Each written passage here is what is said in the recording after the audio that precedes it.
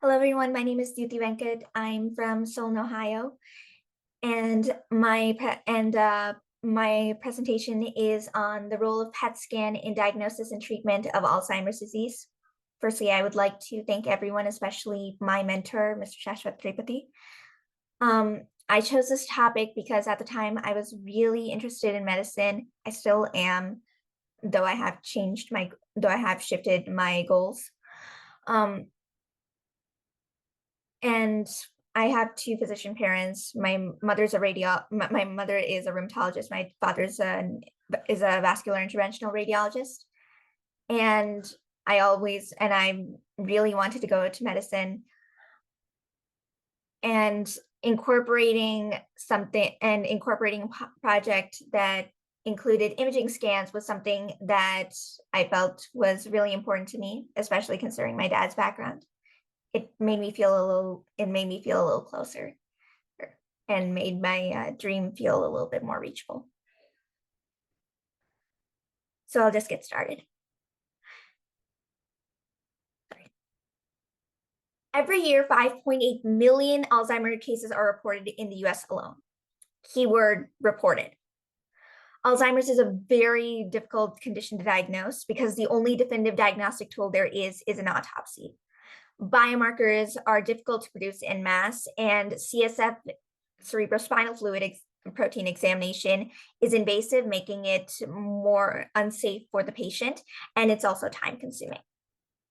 However, early diagnosis is critical, which means that imaging scans such as MRI are some of the best diagnostic tools we have. So, what is Alzheimer's disease? AD is a progressive neurodegenerative condition where proteins do not fold properly, which disrupts surrounding neurons, leading to brain atrophy.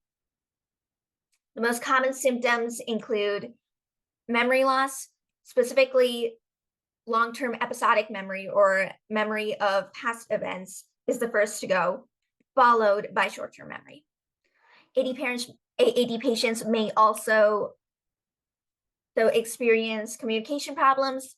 They may struggle with executive skills, anosognosia, which is a lack of awareness of one's own symptoms, visuospatial impairments, and various neuropsychiatric and motor symptoms.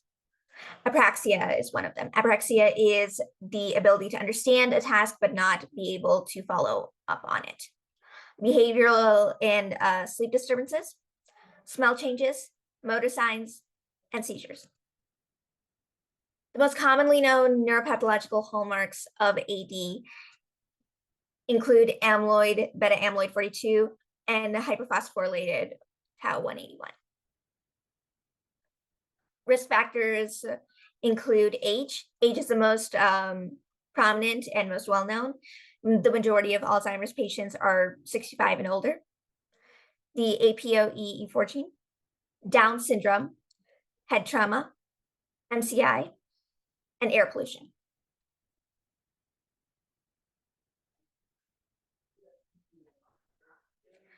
Now to diagnosing AD.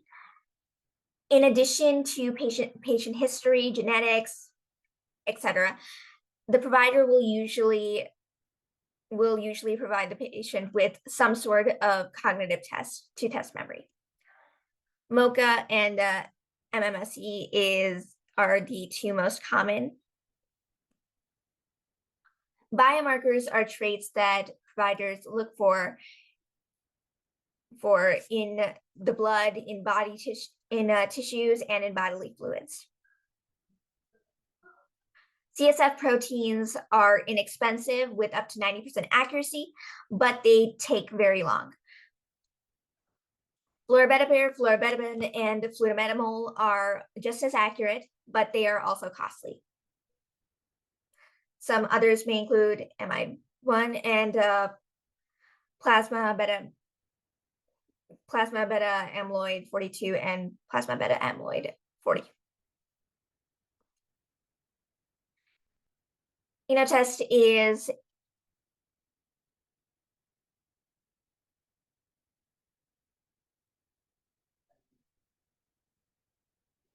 Anotest is used to quantify CSF biomarkers in order to match it to what we call an Alzheimer's CSF profile.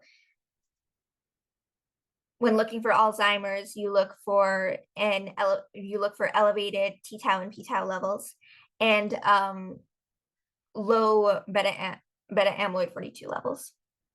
Some other testing options may include MIF, IP10, and brain lipids.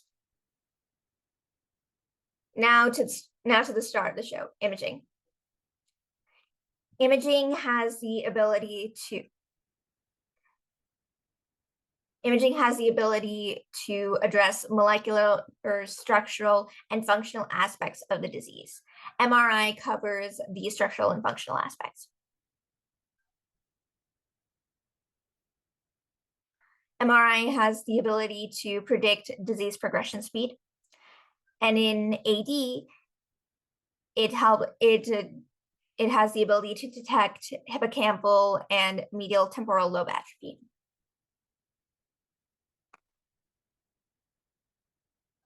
PET scans focus on analyzing the molecular processes of the disease.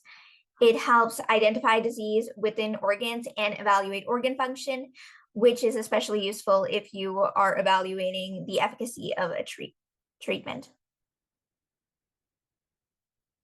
Diagnostic accuracy has greatly increased in the years due to the fact that the PET scan helps to evaluate amyloid and cerebral metabolisms. There are two main types of scans we use in AD, as far as PET scans go. 18F FDG PET analyzes brain activity, and amyloid PET detects plaque growth. Finally, SPECT.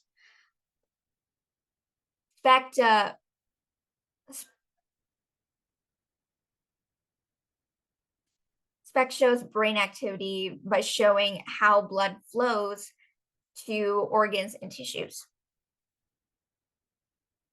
There are also various other techniques in development, not only for research purposes.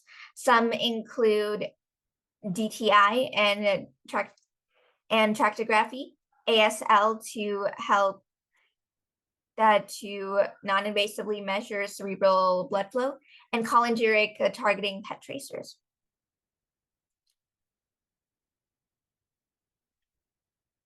As a result of dying neurons, there is less brain activity, especially in the hippocampus, the temporal lobe, and the parietal lobes.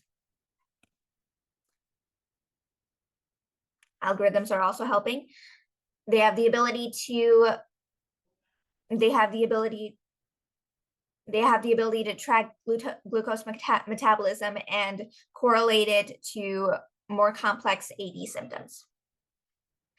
One example of such test is Inception Beat.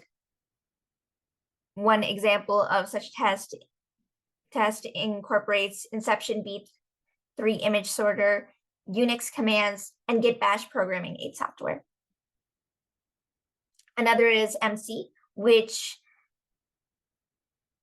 identified MCI patients and their progression into AD. Now, there are many similar conditions to AD, so it is very important to rule those out first. FTD accounts for about 10 to 15% of all dementia cases and primarily target individuals 35 to 75. The main differentiation between it and AD are the neuropsychiatric symptoms. It primarily affects language and executive function, though it spares drawing. On an imaging scan, FTD shows temporal, insular, and/or frontal atrophy. Lewy bodies are abnormal deposits of alpha-synuclein proteins. LBD mainly can be differentiated from AD due to reported visual hallucinations, motor deficits, and sleep disturbances. It primarily affects memory. On an imaging scan, LBD patients show posterior parietal atrophy and have a larger hippocampus than AD patients do. CJD is a rapidly progressive prion disease. Prions are naturally occurring brain proteins, which for some reason or the other form a 3D shape, end up spreading and killing and damaging surrounding brain cells. This primarily occurs in individuals 60 plus. And while it can be inheritable, it can also be transmitted via contaminated medical materials such as tissue transplants and instruments. CJD can be differentiated from AD due to motor symptoms, depression, and anxiety. It primarily affects executive function and drawing and spares memory.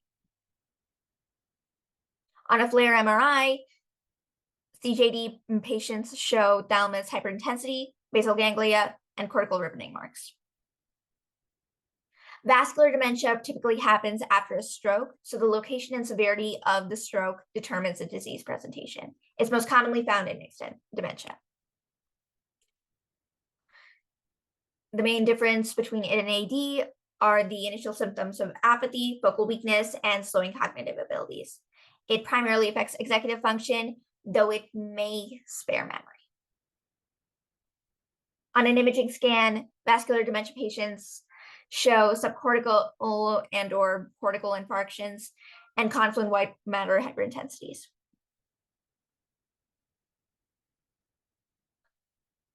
There is no definitive cure or treatment plan for or even treatment plan to reference for AD. So everything's very trial and error, starting with drug therapy. There are two main, the one class we start off with is inhibitors. Memantine reduces excitotoxicity, which is nerve cell death due to elevated levels of neurotransmitters. Cholinesterase improves cognition. Antidepressants are also included in this treatment plan. And as far as new drugs are concerned, Aduhelm has been proven to help eliminate amyloid plaques. As I stated previously, there's no definitive cure and for AD, and making treatment plans is expensive and time consuming. AI has taken up to the challenge. AI has the ability to process imaging and whole genome data to build treatment protocols. Scientists are also questioning if it could help address questions about memory decline. One example of this would be AICS, which is an AI application that, using MMSE scores of patients, can help predict and build treatment protocols, schedules, and provide inbuilt reminders for patients. There's no one-size-fits-all cure anywhere in medicine for any sort of disease whatsoever, but Alzheimer's has some of the least reference, has next to no reference material, has next to no treatment reference plan, which is why imaging scans like PET are so important. The earlier that this disease is caught, the more time it allows for treatment protocols to be built, in turn improving quality of life of millions of patients. I'd really like to thank everyone for watching this and for supporting me. Thank you so much.